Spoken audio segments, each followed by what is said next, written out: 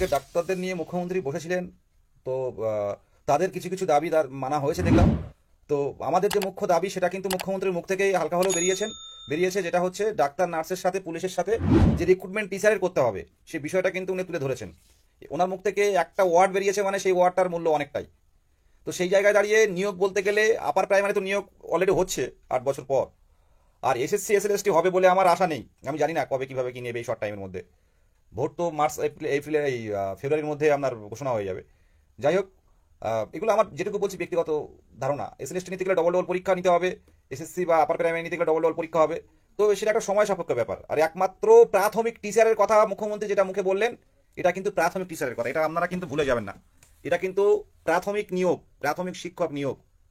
কয়েক লক্ষ শূন্য পদের মধ্যে অন্তত 50,000 ভ্যাকান্সিতে প্রাথমিক শিক্ষক নিয়োগ হবে। মানে 50,000 ভ্যাকান্সি দিতে হবে আমাদের, কারণ দীর্ঘ বঞ্চিত 2022-এর যে নিয়োগটা হয়েছে সেই নিয়োগ 2017-র প্রাইমারি টেট নোটিফিকেশন থেকে যারা কোয়ালিফাই করেছিল তাদের নিয়োগ। আর আমরা 2022 প্রাথমিক টেট 50,000 ভ্যাকান্সি দেওয়া হোক, কোনো চাপ নেই। আমরা আজকে আমাদের প্রাথমিক টেট উত্তীর্ণদের পক্ষ থেকে, ঐক্যমঞ্চের পক্ষ থেকে আজকে শিক্ষামন্ত্রীর সাথে আমরা দেখা করেছিলাম মালদা জেলার সার্কিট হাউসে। তো সেখানে শিক্ষামন্ত্রী পরিষ্কার বলছেন, আবার আপনারা এসছেন তো আপনারা ভালো করেই জানেন যে পর্ষদ ইতিমধ্যে একটা বিজ্ঞপ্তি বা একটা নোটিশ দিয়েছে, যেখানে পরিষ্কার লেখা আছে যে নোটিশ বের হবে, কিন্তু ওটা সম্পূর্ণ নির্ভর করছে 2022-এর প্রাথমিক টেট উত্তীর্ণদের রিক্রুটমেন্ট নোটিশ নির্ভর করছে ওবিসি মামলা মিটে গেলেই নোটিফিকেশন দেওয়া হবে। আজও শিক্ষামন্ত্রী সেটা বললেন। তো যেটুকু আমাদের কথা ভাবা হচ্ছে বা বলা হচ্ছে সেটুকু কিন্তু আমরা মুখ্যমন্ত্রীর দৃষ্টি আকর্ষণে এটা পেরেছি। আর মুখ্যমন্ত্রীর মুখ থেকে আরও একটা কথা আপনারা জানেন ভালো করে, একটা ওবিসি একটা কেস, একটা সমস্যা হয়ে রয়েছে। সেই ওবিসি মামলা না নিষ্পত্তি হওয়া পর্যন্ত কিন্তু নতুন রিক্রুটমেন্ট হবে না, এটা পরিষ্কার। ওবিসি মামলায় কিছু অনগ্রসর শ্রেণী হাইকোর্টের অর্ডারে, যাদের অনেকের সার্ভে হয়নি বা এইসব বিভিন্ন ইস্যু দেখিয়ে হাইকোর্টে একটা ক্যান্সেল অর্ডার নিয়ে আসা হয়েছে। সেই হাইকোর্টের অর্ডারকে চ্যালেঞ্জ করে সুপ্রিম কোর্টে গেছে পশ্চিমবঙ্গ সরকার।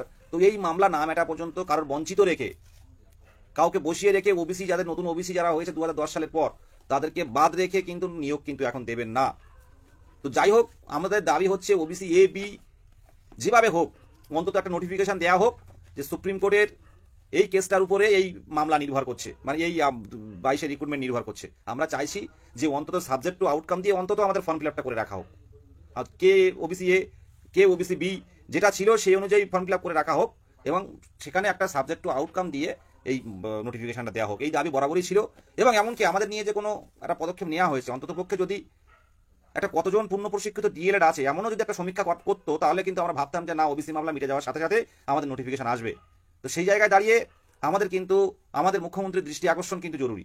আমরা আবারও বলছি, কোনো রাজনৈতিক প্রতিবন্ধকতা আমাদের মধ্যে নেই, মানে কোনো রাজনৈতিক ছত্রছায়া নেই। আমাদের মিছিলে, আমাদের ধর্নায় যে কেউ আসতে পারে, আমরা আগে থেকেই বলে দিই। আমরা এই সেদিন ধর্না হয়েছিল বা এপিসি ভবনের সামনে ধর্না হয়েছিল, আমরা শাসক দলেরও অনেককে ডেকেছিলাম, তো ওনারা আসেননি। তো সেই জায়গায় দাঁড়িয়ে আমরা কোনো রাজনৈতিক দল নয়, আমরা একটা সিস্টেম দীর্ঘদিন নিয়োগ হয়নি সেই সিস্টেমের বিরোধিতা করছি মাত্র। কারণ আমরা আর সত্যি কথা বলতে মানসিক পরিস্থিতি আমাদের মোটেও ভালো না।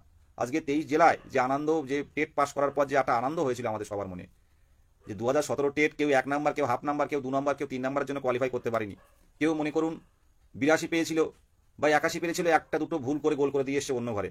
তারা কোনো না কোনোভাবে টেট পাস করেছে এবারে, মানে পাস করার কথা তারা যোগ্য, যারা একটা ভুল অন্যের ঘরে ভুল করে দিয়ে 81 পেয়ে তারা ফেল করেছে। আবার এমনও আছে অনেকে, 2014 সালের নিয়োগ দেখা হয়েছিল যে অনেকে এসসি থাকার সত্ত্বেও তারা চাকরিতে ঢুকতে পারেনি মেরিটে, কিন্তু জেনারেল কাস্টে তারা ঢুকে গেছিল। জেনারেল কাট অফে কিরকম একটা হয়েছিল 2014 সালে, আমরা জানি মানিকবাবুর আমলে। তো অনেকে এসসি থাকার পরও কিন্তু জেনারেল কাস্টে টেট পরীক্ষা দিয়েছিল। অনেকের ধারণা ছিল না টেট আর রিক্রুটমেন্ট আলাদা। আমার একটা বন্ধু আছে তমাল বলে, আমার পরিচয় হয়েছে আমার এখানে পাশেই। তো ও 82 পেয়েছিল, 82 না 81 পেয়েছিল, ও এসসি শিডিউল কাস্ট ছেলে। তো শিডিউল কাস্ট ছেলে ও কি করলো, জেনারেল কাস্টে পরীক্ষা দিয়েছিল, মানে জেনারেল কাস্টে পরীক্ষা দিয়েছিল, 81 পেয়েছিল, এবং পরবর্তীকালে দেখা হলো ও কোয়ালিফাই হয়নি।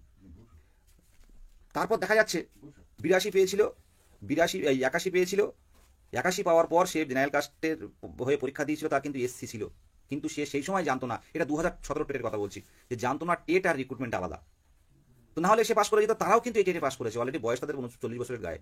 সেই জায়গায় দাঁড়িয়ে আজকে যদি ভ্যাকান্সি না থাকে, এইসব ছেলেগুলো সত্যি একেবারে মানে পুরো মানসিক স্বাস্থ্য তাদের একদম তলানিতে ঠেকেছে। আর এই সবচেয়ে বড় সমস্যা হচ্ছে ওবিসি মামলা, কেউ ভালো নেই। পরিষ্কার কথা বলছে, কেউ সামনে থেকে মনে হচ্ছে, কিন্তু কেউ ভালো নেই। আজকে যে ওবিসি ভাইয়েরা তাদের সার্টিফিকেট বাতিল হবে বা এরকম একটা রায় আছে, তাদেরও অনিশ্চয়তার মধ্যে ঘুমোতে পারছে না সারাদিন, বাড়ির আত্মীয় স্বজনও তারা পরিজনটাও কষ্টের মধ্যে আছে, কি হবে এত বছর পর টেট পাস, এখন যদি ওবিসি বাতিল হয়ে যায় তাহলে কি হবে। তো এই জায়গায় দাঁড়িয়ে একটা এমন একটা সমস্যা তৈরি হয়ে গেছে, এমন একটা জটিলতা তৈরি হয়ে এসছে, মানে রাজায় রাজায় যুদ্ধ হয় আর কাদের প্রাণ যায় ভেবে দেখে। তো এইরকম 2017 টেটের ক্ষেত্রে কিন্তু ভুল ভ্রান্তি হয়ে অনেকে কিন্তু 1 নাম্বার 1.5 নাম্বার 2 নম্বরের জন্য কোয়ালিফাই করতে পারেনি। তো তারপর কিন্তু এই 22-এর টেটে কিন্তু অনেকে কোয়ালিফাই করেছে। তো এই যা পরিস্থিতি দেখতে পাচ্ছি, যারা এই অপেক্ষায় ছিল, আমার একজন তামিলনাড়ুর থেকে কল করেছিল এক ভাই, হিঙ্গলগঞ্জ ব্লকে বাড়ি, আমার এই ব্লকেই বাড়ি। তো সে তামিলনাড়ুতে গেছিল সেলাইয়ের কাজ করতে, রেজাল্টের পর বিয়ে করেছে, বাড়িতে প্রচণ্ড অভাব।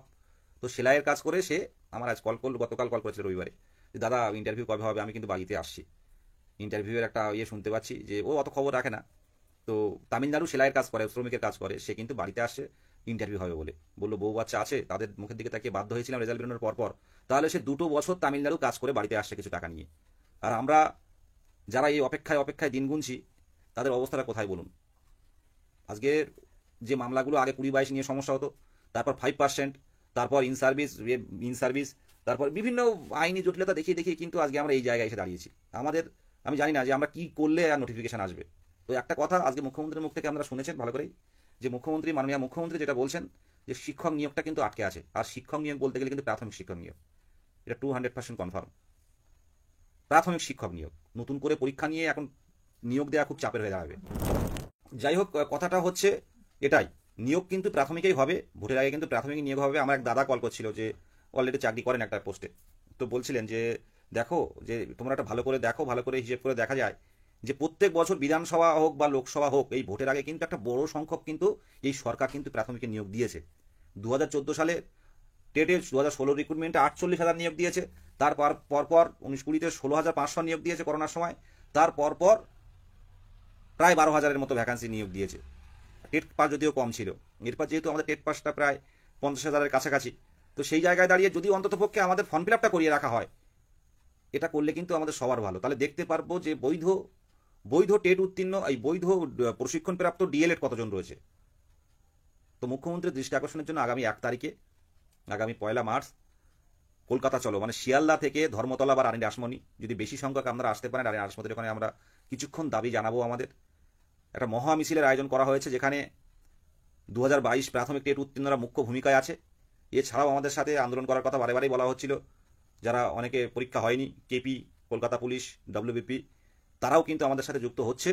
আমরা কিন্তু সরকারের এই সিস্টেমের বিরুদ্ধে, আমরা কোনো সরকারি কোনো নেতা মন্ত্রী তাদের বিরুদ্ধে নয়, আমরা পুরো এই সিস্টেমের বিরুদ্ধে পথে নেমে মাননীয় মুখ্যমন্ত্রীর দৃষ্টি আকর্ষণের জন্য কিন্তু আমরা রাজপথে নামব। 23 জেলাকে অসংখ্য ধন্যবাদ, মানে আহ্বান জানাই। গতবারে আপনারা এসে দেখিয়েছেন একটা মিছিল, যে মিছিলে পুরুলিয়া থেকে 4টে বাস এসেছিল, আপনারা এই ঐতিহাসিক মিছিল করে কলকাতার বুকে দেখিয়েছেন।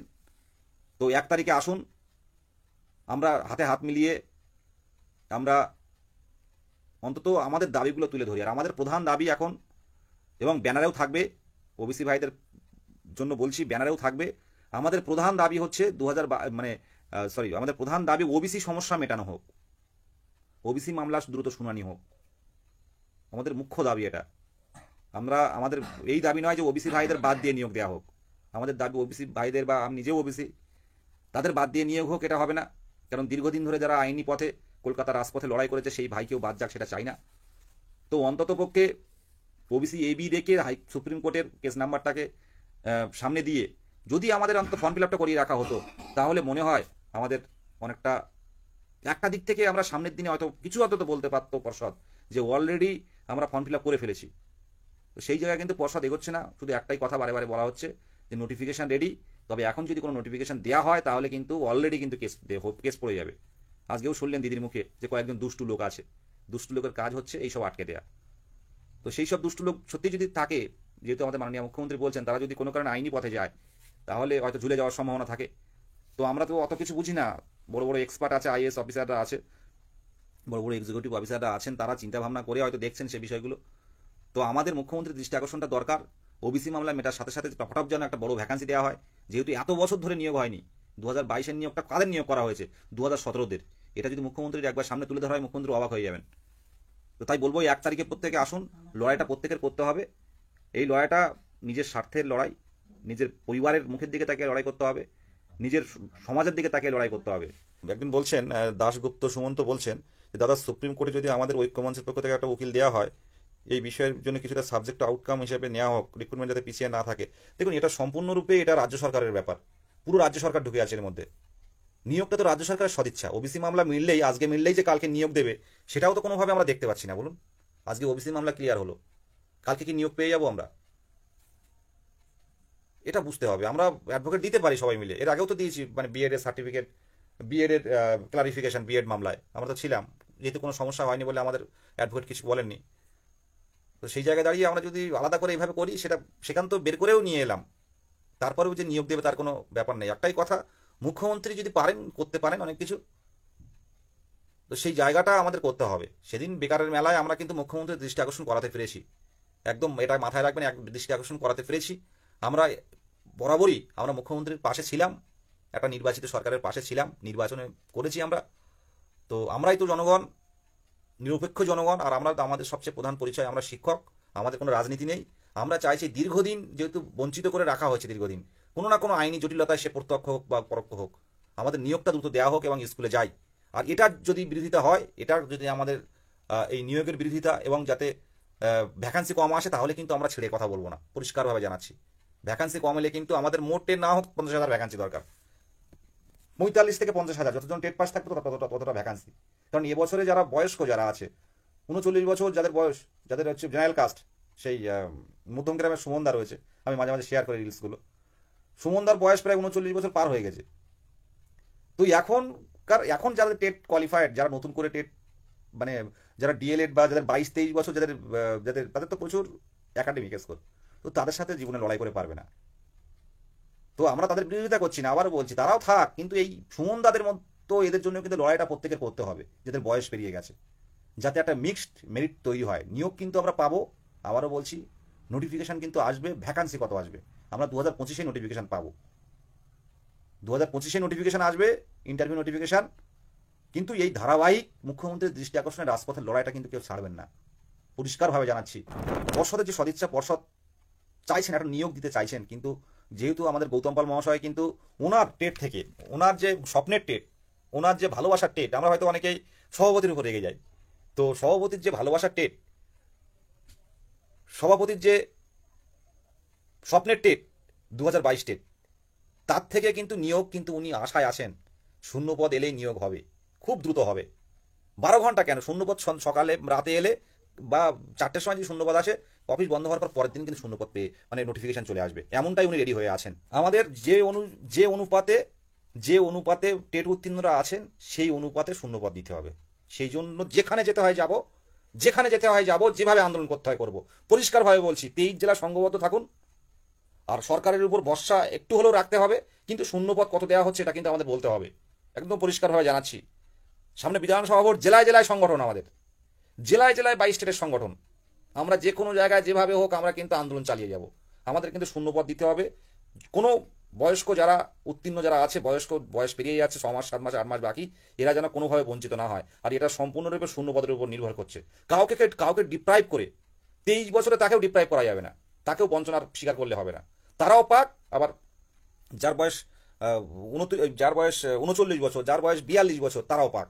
এই জায়গাটা তৈরি করতে গেলে শূন্যপদ দরকার। অনেকে জিজ্ঞাসা করে, দাদা কাট অফ কত হবে, জেনারেল কাট অফ কত হবে, SC ST OBC cut off কত হবে? আমি আবারও বলছি, এসসি এসটি ওবিসি বা জেনারেল কাট অফ, সেটা শূন্যপদের উপর নির্ভর করে সেই বছরের। আপনারা 2017 প্যানেল, আমি বারবার স্যারের সাথে বলেছি, বারে স্যারকে, যে স্যার প্যানেলটা দেখবেন, সবাই যেন একটা সুযোগ পায়, অন্তত পক্ষে সুযোগটুকু পায় প্যানেলে আসার জন্য। অনেকের 22 স্কোর, আবার অনেকের 32 স্কোর। যার 2000 সালে যার মাধ্যমিক, আর যার যার হচ্ছে মনে করুন 2000 সালের মাধ্যমিক, আর যার মনে করুন এই 2000 এই খুব কাছাকাছি মাধ্যমিক করানোর সময়, তার তো একই নাম্বার নয়, একইভাবে সে লড়াই করে উঠতে পারবে না। তো এটা করতে গেলে শূন্যপদটা দরকার। আর 2017 প্যানেলটাও বারে দেখতে বলছেন যে 2017 যে মেরিট লিস্ট দেখুন ভালো করে, ওখানে কিন্তু বঞ্চনার শিকার কিন্তু তেমন কেউ হয়নি। চেষ্টা করা হয়েছে প্রত্যেকের চাকরি পাওয়ার, সেটা সভাপতির উপরে ভরসা আছে। এই ভরসার মর্যাদা উনি অবশ্যই রাখবেন, এবং আমরা বারে আমরা ওনার কাছে, এমনকি শিক্ষামন্ত্রীর কাছে আমরা কিন্তু দরবার করব আমাদের দাবিগুলো। 1 তারিখে আমরা হচ্ছে শিয়ালদা থেকে ধর্মতলা বা রানী রাসমণি পর্যন্ত শান্তিপূর্ণ মহামিছিল আমরা ডাক দিয়েছি। আমাদের সাথে আছে কেপি, ডব্লিউবিপি, প্রত্যেক, আমি চাই এই বঞ্চনার বিরুদ্ধে, এই সিস্টেমের বিরুদ্ধে পথে নামার ক্ষেত্রে প্রত্যেক মানুষ আমাদের মিছিলে হাঁটুন। একটা বয়স্ক দাদু আমাদের মিছিলে হাঁটেন, আমি দেখেছি, কাঁদতে কাঁদতে মিছিলে হাঁটেন। তো প্রত্যেকেই মিছিলে আসুন, দাবিগুলো তুলে ধরুন মুখ্যমন্ত্রীর কাছে। আবারও পরিষ্কারভাবে বলছি, আমরা অরাজনৈতিক একটা সংগঠন। ডব্লিউবিপি যারা পরীক্ষা দেবে, কেপি যারা পরীক্ষা দেবে, পিএসসি যারা পরীক্ষা দেবে, নতুন করে যারা পড়াশোনা করছে, তাদের জন্য এই আন্দোলনটা আমরা করব। জেলায় জেলায় আপনারা খবর দিন, ডিএলএড কলেজে খবর দিন, বিভিন্ন ইন্টারভিউ গ্রুপ, হোয়াটসঅ্যাপ গ্রুপে খবর দিন। 1 তারিখে কলকাতায় আসুন। আর আজকে আবারও বলি, আজকে শিক্ষামন্ত্রীর সাথে দেখা হয়েছিল আমাদের 2022 প্রাথমিক টেট উত্তীর্ণদের, আমার সাথে কথা হয়েছে। তো উনি শিক্ষামন্ত্রীর সাথে মালদার সার্কিট হাউসে ওনার সাথে দেখা করেছেন। ওনাকে বলা হয়েছিল, উনি বললেন যে পর্ষদ ইতিমধ্যে একটা নোটিফিকেশন দিয়েছে, ওবিসি মামলার জন্য শুরু করা যাচ্ছে না, ওবিসি মামলা মিটে গেলেই শুরু হবে। এই রকম আন্দোলন চাইছি, মানে শুধু কলকাতার রাজপথে নয়, জেলায় জেলায় আমাদের শিক্ষামন্ত্রী, জেলায় জেলায় আমাদের মুখ্যমন্ত্রী, জেলায় জেলায় আমাদের পঞ্চায়েত মন্ত্রী, জেলায় জেলায় আমাদের ক্রীড়ামন্ত্রী, জেলায় জেলায় আমাদের রেশন মানে খাদ্যমন্ত্রী, জেলায় জেলায় আমাদের সুন্দরবন উন্নয়ন মন্ত্রী, সবাই কিন্তু ঘুরবেন এই ভোটের সময়। তো আমাদের দাবিগুলো তুলে ধরার কিন্তু একটা মোক্ষম সময় এটা। আজকে যিনি গেছিলেন কুর্নিশ জানাই তাকে, আমি সন্ধ্যাবেলা কথা বললাম প্রসেনজিতের সাথে, মালদা জেলার নেতৃত্ব। তো ও ডিটেলস বললো যে দাদা এই ব্যাপার, আমি খুব ভালো কাজ করেছো। এইভাবে প্রত্যেকটা জায়গায়, যদি পর্ষদ সভাপতি মুর্শিদাবাদে যায়, মুর্শিদাবাদে আমাদের হাকিম আছে, মুর্শিদাবাদে গিয়ে কথা বলে। প্রত্যেকটা জেলায় 2022 প্রাথমিক টেট উত্তীর্ণরা আছে। আগামী দিনে যে যে জেলায় যাবেন, আমাদের দাবিটা কিন্তু এক থাকবে, দফা এক, দাবি এক, 50,000 ভ্যাকান্সি পাক, পরিষ্কার কথা। কেন 50,000? কারণ বলবো, দেখুন আমরা আপনার ঘরেরই ছেলে, এখানকারই ছেলে, আমরা পুরোপুরি পাশে থাকবো, কিন্তু আমাদের নিয়োগটা এবার বড় দিতে হবে। তার কারণ একটাই, 2017 টেট থেকে শেষ প্রাথমিক শিক্ষক নিয়োগ হয়েছিল, 2017 টেট থেকে শেষ প্রাথমিক শিক্ষক নিয়োগ হয়েছিল। এই কথাটা আমরা যেখানে যান বলবেন। 2017, 19, 20, 21 করোনা হয়েছিল, সেটাও কিন্তু আমরা প্রায় বলতে পারেন। 18-20 সেশন যারা ডিএলএড করেছিল, 18 সালে ভর্তি হয়েছিল, তারা কিন্তু টেট এই প্রথম 5 বছর পর কিন্তু 22 সালে দিয়েছে। ভাবতে পারছেন? একবার প্রথম টেট দিয়েছে 18-20 সেশন যারা আছে। তো এই কথাটা যে 2000 যদি বলে 2022-এর রিক্রুটমেন্ট হলো, এই তো হলো, তখন বলবেন যে এটা হলো, এটা 2017 সালের শেষ প্রাথমিক, 2017 সালের টেট থেকে যারা পাশ করেছিল তাদের নিয়োগ হয়েছে। সেই পরীক্ষা কবে হয়েছে কি এখন সেটা ফ্যাক্টর নয়, 2017 সালের শেষ ডেট পর্যন্ত নোটিফিকেশন নেওয়া হয়েছিল, তারপর কিন্তু আর কেউ যুক্ত হতে পারেনি। তাহলে 18, 19, 20, 21, 22 পর মেন 18-20 সেশন তো 2017-এর মধ্যে ঢুকতে পারেনি, তারা তো পুরো বঞ্চনার শিকার। 18-20 সেশন ডিএলএড, তাই 50,000 ভ্যাকান্সি আমাদের দরকার। আর এই ভ্যাকান্সি না দেখলে আমরা জেলায় জেলায় কিন্তু আমরা বিক্ষোভ কর্মসূচি ঘোষণা করব। আমাদের চাকরি দেওয়া হোক, আমাদের যে ন্যায্য অধিকার এবং যোগ্যতার ভিত্তিতে চাকরি দেওয়া হোক, আমরা কোনো আন্দোলন করব না, কোনো আওয়াজ করব না। আমরা আমাদের যে লক্ষ্য, আগামী দিনের ভবিষ্যৎ তৈরি করা, সেই পথে আমরা কিন্তু যাব। আর সবচেয়ে বড় কথা, একটা ওই ইতিহাস হয়ে থাকবে, এই 2022 প্রাথমিক টেট উত্তীর্ণদের এই যে পঞ্চম শ্রেণীর প্রাথমিকে নিয়ে আসা, কিন্তু সরকার 2029 সাল বলেছে, কিন্তু আমরা চ্যালেঞ্জ করব খুব দ্রুত, আমরা এই শুনানিটা করব যে 2029 নয়, 2026 সালের মধ্যে 2335টা স্কুলে পঞ্চম শ্রেণী ইনক্লুড করতে হবে। আমরা সরকার যেটা করতে চাইছে, আমরা তাকে চ্যালেঞ্জ করবো যে আপনাদের ওটা আপনাদের ইচ্ছে খুশি মতো 29 সালে করলে হবে না, আমাদের 26 সালে করতে হবে। ইতিমধ্যে পঞ্চম শ্রেণীর কেসটা কিন্তু আমরা মেনশনিং করব বিষয়গুলো তুলে ধরার জন্য। তাহলে একটা শূন্যপদ ভালো হবে। শূন্যপদ ভালো হলে আপনারা কি ভালো হবে জানেন, কম্পিটিশন অটোমেটিক্যালি কমে যাবে। এই জায়গায় দাঁড়িয়ে নতুন টেট হবে না। আর পর্ষদের যা অবস্থা আপনারা দেখতে পাচ্ছেন, প্রশ্নভুল মামলায় কি হবে কেউ কিছু জানে না। যা হয় মাথা পেতে নিতে হবে, যদি সঠিক ভুল থাকে অবশ্যই নাম্বার পাবে, ভুল না থাকলে নাম্বার পাবে না। আর যেটা বলার, 2014 টেট হিয়ারিং আছে সামনে, 2014 6 প্রশ্ন ভুল, সেটাও মাথায় রাখতে হচ্ছে। সব দিকে মোটামুটি সব দিকের এই যে সমস্যা, এগুলো দেখে মাথা এমনি আউট হয়ে যাচ্ছে। তো যে আলিপুরদুয়ার, কোচবিহার, উত্তরবঙ্গে ভ্যাকান্সিটা এখনো পর্যন্ত আছে 2000 এই আমাদের উত্তর 24 পরগনায় ভ্যাকান্সি নেই। হাওড়ারও অবস্থা প্রায় একই। ওই উত্তরবঙ্গেই বেশি ভ্যাকান্সি বা ওদিকে বেশি চাকরি বাড়ি হবে মনে হচ্ছে। এখন দেখা যাক পঞ্চম শ্রেণী ইনক্লুডটার ব্যাপারে আরেকটু বলবো সরকারকে, যে পঞ্চম শ্রেণী ইনক্লুড করেছে, এর থেকে ভ্যাকান্সিটা ক্রিয়েট করুন। আর এর থেকেই ভ্যাকান্সি ক্রিয়েট হবে, এর থেকেই এই পঞ্চম শ্রেণী ইনক্লুডের এর থেকেই ভ্যাকান্সিটা তৈরি হবে। এবার ভ্যাকান্সিটা কত সংখ্যক হবে সেটা কিন্তু আমাদের জানতে হবে। হ্যাঁ অর্ঘ ভাই, আজকে মুখ্যমন্ত্রী যা বললেন শিক্ষক নিয়ে, হ্যাঁ শিক্ষকের কথাটা বলেছেন, সেটাই বলছি। মুখ্যমন্ত্রীর মুখ থেকে শিক্ষকের কথাটা এসছে। উনি জানেন যে শিক্ষক নিয়োগটা দরকার, আর এটা কিন্তু প্রাথমিক শিক্ষক নিয়োগ। এই যতবার নিয়োগ হয়েছে ওয়েস্ট বেঙ্গল সরকারের আমলে, যতটা নিয়োগ হয়েছে প্রাইমারি, প্রচুর সংখ্যক কিন্তু প্রাথমিক শিক্ষক নিয়োগ হয়েছে। এটা কিন্তু অনেক বিরোধী পার্টিও কিন্তু অনেকে বলে শুনেছি আমি, যে প্রাথমিক শিক্ষক সে দুর্নীতিগ্রস্ত হোক আর যেভাবে হোক, নিয়োগ কিন্তু কেউ না কেউ পেয়েছে। আমার মনে পড়ে আমি সেবারে প্রাক্তন পর্ষদ সভাপতি মানিকবাবু স্যারের সাথে কথা বলছিলাম। তো উনি বলছিলেন যে দেখো চাকরি পেয়েছে দুর্নীতি করে হোক আর যেভাবে হোক, কারোর বাড়িতে হাড়ি চড়ছে। তো এই কথাগুলো হয়তো কারোর বাড়ি হাড়ি চড়ছে, কিন্তু একটা অযোগ্যের হাতে চাকরি তুলে দিয়ে একটা যোগ্য ক্যান্ডিডেট রাস্তায় বসে থাকবে, চিৎকার করবে, কান্নাকাটি করবে, দুঃখে থাকবে। একটা যোগ্য ক্যান্ডিডেটের চাকরি মুখ থেকে কেড়ে নিয়ে অন্য অযোগ্য ক্যান্ডিডেটের কাছে দেবে, এটা অনভিপ্রেত, এটা আশা করা যায় না। তাই বলবো যে এবারে স্বচ্ছ টেট 2022 টেট নিয়োগটা হোক আর ভ্যাকান্সিটা দেওয়া হোক। সেবারে 48,000 হয়েছিল 2016 সালে, আর তার 9 বছর পরে 50,000 নিয়োগ চাইছি আমরা। পাশের রাজ্যের পরিসংখ্যানগুলো আমরা তুলে দিই বিভিন্ন ডেপুটেশনে, যে পাশের রাজ্যের পরিসংখ্যান দেখুন, পাশের রাজ্য নিয়োগের অবস্থা দেখুন। সেখানে পশ্চিমবঙ্গের এই অবস্থা করলে হবে না, নিয়োগ দিতে হবে। 2017 সালে নোটিফিকেশন যারা চাকরি পেয়েছে তারা একবার দেখেছিলাম বিকাশ ভবনে রাত্রেবেলায় ঘেরাও করেছিল, সেখানে তারা অবস্থান বিক্ষোভ করেছিল। শুনুন, আমাদের আন্দোলন যথেষ্ট হয়েছে, যথেষ্ট হয়েছে আন্দোলন। 2022 প্রাথমিক টেট একটা যা আন্দোলন করেছে এ যাবৎকাল কারা এরকম আন্দোলন করেনি। 2017 সালেও তো আমি ছিলাম, কয়েক নম্বরের জন্য না কিছু মিস্টেক হয়েছিল, যাই হোক অনেকেরই আছে। তো ধৈর্য রাখতে হবে রনিবাবু, ধৈর্য রাখতে হবে। আর এই বছরে 2025-এই কিন্তু নোটিফিকেশন পাবেন এবং নিয়োগের ম্যাক্সিমাম কাজ হয়ে যাওয়ার সম্ভাবনা হবে। এটা আমি যে কোনো দপ্তরে গেছি, তো আমাদের প্রধান এখন যেটা সরকারের সদিচ্ছা, ওবিসি মামলা মিললেই কিন্তু শুরু হবে। ওবিসি মামলা মিললেই কিন্তু আমাদের নোটিফিকেশন শুরু হবে, এবং সেটা দ্রুত মেটানোর জন্য কিন্তু মাননীয় মুখ্যমন্ত্রী চেষ্টা করছেন। হ্যাঁ, দ্রুত মেটার জন্য মাননীয় মুখ্যমন্ত্রী চেষ্টা করছেন। আজকে যে কথাটা শুনলাম, যাই উনি যে বুঝেছেন যে নিয়োগটা দরকার, অনেক নিয়োগ আটকে গেছেন, ওনাকে কুর্নিশ জানাই, মাননীয় মুখ্যমন্ত্রীকে কুর্নিশ জানাই।